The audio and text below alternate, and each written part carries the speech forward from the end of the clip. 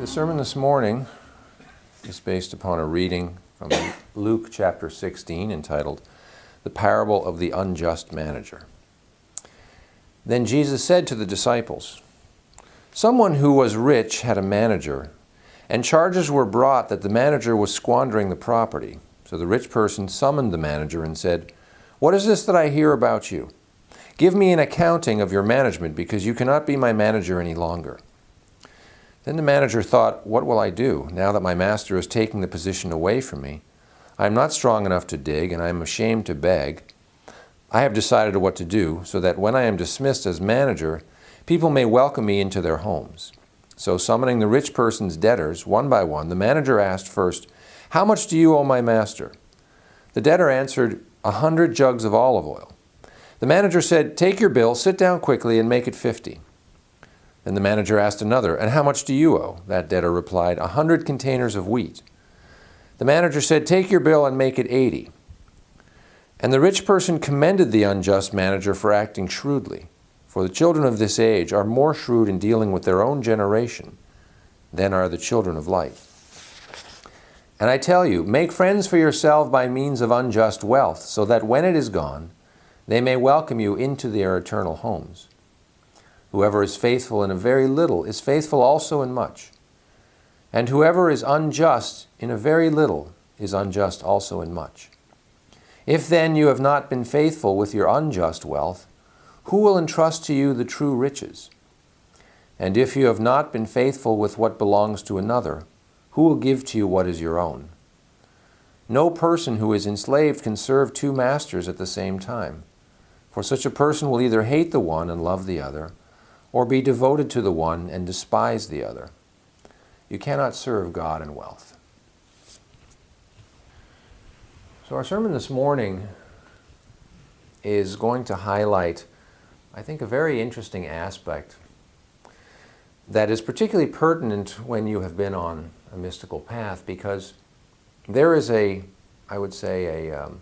hope or a desire when you just read the Bible that there may come a day when you really can just follow God's will, that you can surrender your own will and be able to just know God's will and do it. The reality when you actually say, "This is what I want to know God's will," is that there's a process, and there are various stages along the way. In this parable, we have the rich man, who is symbolic of God or the Christ within, and we have an unjust manager.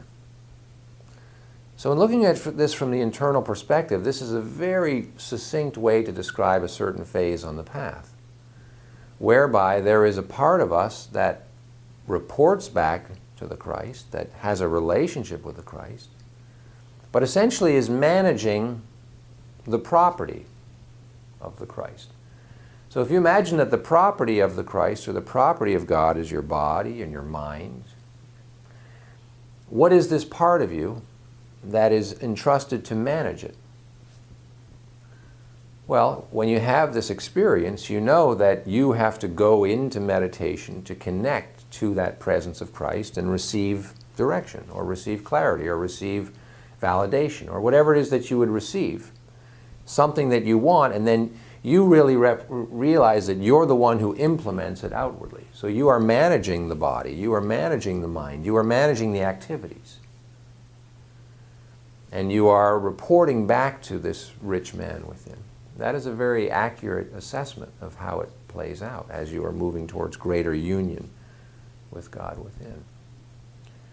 And there comes a day, at some point, when that Christ in you calls out that manager aspect that is not just.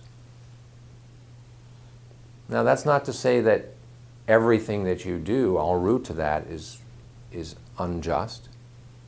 But there is a part of us, a manager part, that essentially is working on their own behalf. They've got a relationship with the Christ, but at the same time, they're torn between serving that master, or are they serving the master in order that they may gain the benefits of working for the Christ, but they're not really committed to the highest intention of the Christ. Now, it's in the Bible, so that means we all go through it. It's not to say like, oh my God, I'm one of those. We all are one of those. But here comes a day when the rich man says, I want to know everything you've done because you're not going to be able to be the manager anymore. And that is a beautiful day because it's the day when the pressure of the Christ within says, we need a new manager. Now that manager already exists within you. It's that part that really wants to fulfill the highest intention of the rich man, that wants to do what is best for God. Because we have this manager here who clearly has been manipulating the business in order that they would be taken care of. And then when he finds out that he has to go, he doesn't become humble. He goes like, what am I going to do now? So he goes around, he makes all these deals with the debtors of the rich man. And then the rich man, this is kind of an interesting piece. The Christ within goes, wow, that's very crafty. It's almost like, well done. I see what you're trying to do. And it kind of affirms that, well, clearly you're not the one to be in charge here. And it can be kind of confusing because it almost sounds like the teaching is, make friends for yourself through unjust wealth. For when the time comes for you to be ejected, you'll have somewhere to go. But really that teaching is kind of geared towards those who are not really interested in this path.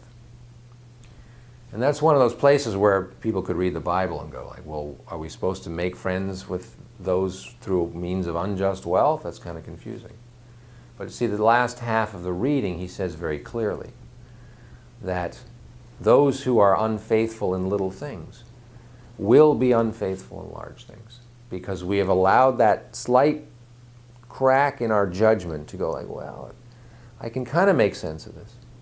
And then when we are potentially responsible for something of a much greater magnitude, that manager in us knows like, well, if we were able to slip off the path here, it's not that big a jump to do it when there's greater responsibility. And so when you seek to grow on the path and have greater union, which would give you greater responsibility, that will not be given to you unless you have demonstrated faithfulness in the little things. And in our ministry track, we begin teaching somebody to take care of physical possessions as a way to see if they will be faithful to bringing that love to every little aspect of it. And when we see that they are faithful to that, we can begin to provide greater spiritual sight, not that we provide it, but that we facilitate the opening of those channels through different types of exercises and through initiations, because we have the confidence that given that greater responsibility, the individual will use that clearer sight for purposes of love that serve the manager, that serve the rich man. In other words, if I am entrusted with counseling a student who is in a dire state of despair, will I take advantage of that individual because I can see them more clearly and I can see that they trust me? And this is where certain spiritual teachers get into trouble, because they see an attractive woman or attractive man and they recognize that they have the sight to manipulate the situation, and they say all sorts of strange things like, well, if you have sex with me, my essence will transfer into you and you will be enlightened. I mean, I'm not sure how they do it, but on our path, we follow this teaching that says you cannot serve two masters. And you may have to go, well, I'm not really that into money, but what is the wealth that pulls on me? That makes me go, well, I want to do God, but I also want this wealth in my life. Maybe that's, I want to have a lot of time for myself. I want to have, a lot of sex. I want to have a lot of power. I want to have whatever the indulgence is that is pulling me. And Jesus is saying, you can't serve both. You will have sufficient of the worldly things in order that you would fulfill your mission in Christ. No question. God will make sure you have enough time, and if you want a romantic partner and you want to have sexual intimacy, you'll have it. If you want to have a sense of power, you have to develop that power through love, because love is the power that moves mountains. But if you want to be like the president of the country and have power that everybody recognizes, like our current president, that's not love.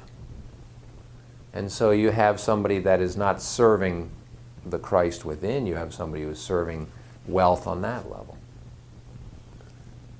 And actually, Jesus says you can't, it's not that you can't go after that. If you want to go after that, there's repercussions for it.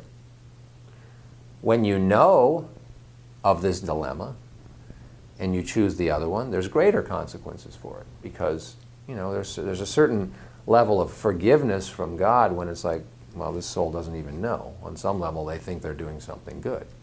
And God reads that subtlety. But with us, as we begin to have a real relationship with the Christ within, there is a pressure. And to want that responsibility, to want to be the good manager, I truly believe that's what a soul craves. It craves to serve something higher and be able to turn, it's like a child looking up and going, did I do good, Dad? Did I do good, Mom? And they're like, yes, I did great. And there's a sense of relaxation. And as adults, I really believe it's the same dynamic, but we want to go to God and go, God, did I do good here? And what a great day when you hear, yeah, you did really nice. That was great. It moves you to tears, to feel loved in that way, to feel that your actions are aligned with God, and God, as the rich man in you, is going like, you're the right manager. So as you examine yourself, as you move into this week, and look at who is the manager of your being. And if you check in with the rich man, if you check in with the Christ, and want to know, well, how can I best serve you this week? If you're at a certain stage in your meditation, what should I be looking at? What should I not be looking at? Am I looking at this too much? Have I not done the thoroughness in this work? So that might be a phase where you're just really all about doing some processing on yourself. Or, if you have been called to take certain actions, did I put enough time in? Have I put enough love into it? Am I too frustrated? Why am I frustrated? Like, rich man, guide me, and I will manage the property of my physical being and my mind and my words according to what you teach me. And then I can expect there to be tremendous wealth. The wealth of love and the wealth of true meaning and the grace of God behind my actions.